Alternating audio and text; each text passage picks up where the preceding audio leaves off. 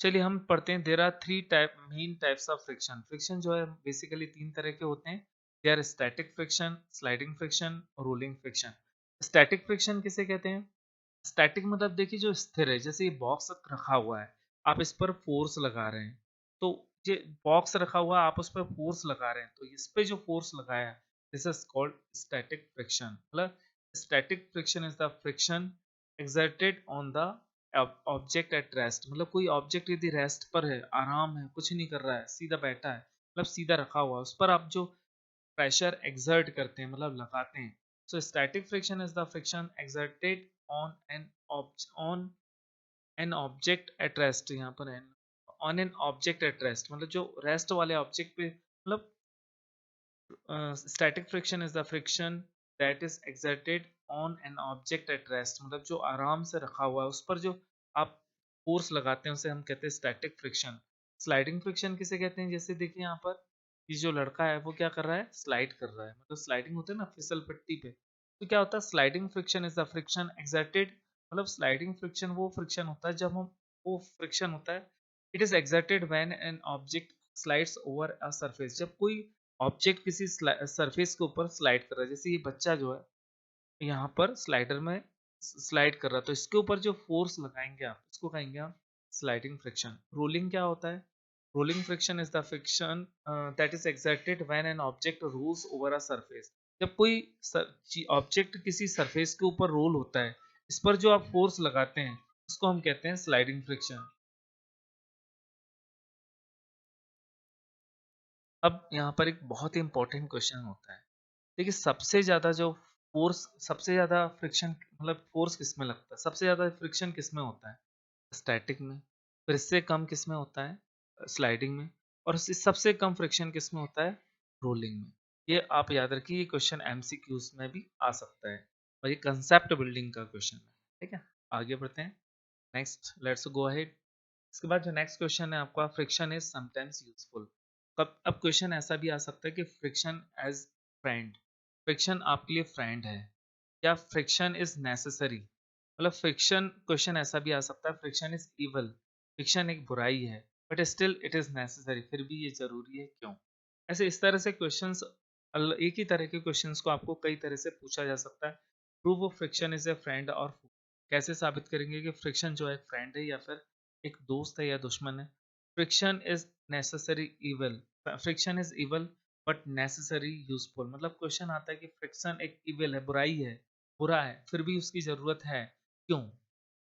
तो ये इस तरह के क्वेश्चन होते हैं, तो याद रखिए कि फ्रिक्शन इज इविल, फ्रिक्शन बुरा तो है, but still it is very important. Friction plays very important role in our life. वो बहुत अच्छा रोल प्ले करता है। Friction is useful for many our day to day active. बहुत सारी मतलब friction is useful in our day to day life, मतलब हमारी रोजमर्रा की लाइफ है, उसमें फ्रिक्शन बहुत यूजफुल है। It is possible to hold tumbler. आप फ्रिक्शन के बिना एक ग्लास को पकड़ नहीं सकते। टम्बलर मतलब होता है glass. You can not hold a tumbler without friction. You cannot write on your notebook without friction. You cannot run, you cannot walk on road without friction. You cannot write on black, teacher cannot write on blackboard without friction. तो friction के बिना ये सारे काम नहीं हो सकते। तो फ्रिक्शन इज अ फ्रेंड, मतलब फ्रिक्शन इज अ फ्रेंड। लेकिन सेकेंड होता है कि ये बुराई भी है, क्यों? Due to friction our tyres wear out, हमारे जो टायर होते हैं वो घुल जाते हैं। Due to friction soles of the shoes wear out, जो सोल्स होते हैं शूज के वो घुल जाते हैं। टायर के, बाइसिकल के टायर घुल जाते हैं। ठीक है। और क्या होता है कि मतलब जो मशीन्स है, मशीन से वियर आउट, मशीन खराब हो जाती हैं। मशीन से मतलब बिकम्स हॉट, वो हॉट हो जाती हैं, खराब हो जाती हैं। तो ये सब किसके कारण होता है? फ्रिक्शन के कारण होता है। इस तरह से आप वो साबित भी कर सकते हैं। अब नेक्स्ट है, फ्रिक्शन को हम बढ़ा कैसे सकते हैं? क्या फ्रिक्शन जो डिपेंड करता है वो दो चीज़ों पर डिपेंड करता है। Friction depends on two things. Surface in contact, मतलब nature of the surface in contact, जो कांटेक्ट वाली सरफेस है उसका नेचर कैसा है। यदि सरफेस रफ है तो if you increase the roughness of the surface, यदि आप सरफेस के रफनेस को बढ़ा दें, तो फ्रिक्शन को हम बढ़ा सकते हैं। ठीक है। जैसे आप रोड को यदि, और क्या कर सकते हैं आप, यदि इफ यू मेक ग्रूव्स, ये जो ग्रूव्स कहलाते हैं, if you make grooves in the tyre, ये टायर में जो हल्के हल्के ग्रूव्स दिख रहे हैं, इनको बढ़ाकर आप क्या कर सकते हैं, या फिर ये शूज दिख रहे हैं, शूज में ये ग्रूव्स बने हुए हैं, तो इनको you can increase frictions by making grooves in shoes और टायर्स। ठीक है, टायर और उसमें आप क्या कर सकते हैं, ग्रूव्स बनाकर आप उनका फ्रिक्शन को बढ़ा सकते हैं। ठीक है, देखा होगा कि जो जिम्नास्टिक्स होते हैं वो अपने हाथों में मिट्टी लगा लेते हैं कभी कभी जब उनके हाथ सरफेस स्लिप होते हैं। क्यों? क्योंकि ये क्या होता है, जो कोर्स मतलब होता है रफ सब्सटेंस जो होते हैं वो क्या करते हैं, फ्रिक्शन को बढ़ा लेते हैं, जिससे आपका हाथ आसानी से स्लिप नहीं होता और आपकी ग्रिप मजबूत हो जाती है। ठीक है, रिड्यूसिंग फ्रिक्शन, फ्रिक्शन को कैसे कम कर सकते हैं? क्वेश्चन आएगा, मान लीजिए लुब्रिकेंट्स क्या होते हैं। So lubricants are substance which reduces friction. मतलब लुब्रिकेंट्स वो चीज होती हैं जो, चलिए लुब्रिकेंट्स क्या होते हैं, lubricants are substance which reduces friction. Lubricant वो सब्सटेंस होते हैं जो फ्रिक्शन को कम करते हैं।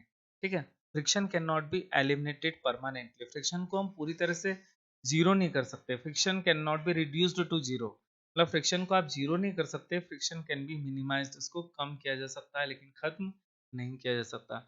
तो फ्रिक्शन को कम करने के लिए क्या कर सकते हैं आप, लुब्रिकेंट्स का इस्तेमाल कर सकते हैं, ऑयल है, ग्रीस है, ठीक है, इसका इस्तेमाल कर सकते हैं, रोलर का इस्तेमाल कर सकते हैं।